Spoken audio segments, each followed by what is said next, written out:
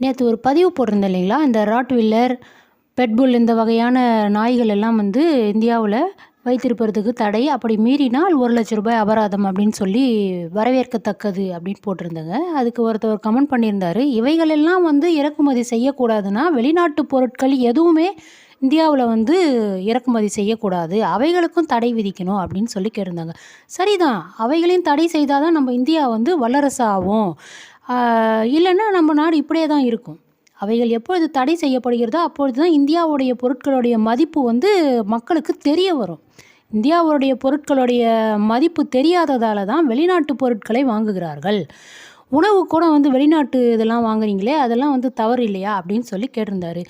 நமக்கு தாங்க நம்ம நாட்டுடைய உணவு வந்து அருமை தெரியாமல் இருக்கிறோம். வெளிநாட்டவர்கள்லாம் நம்ம நாட்டு உணவை தான் வந்து விரும்பி உண்றாங்க.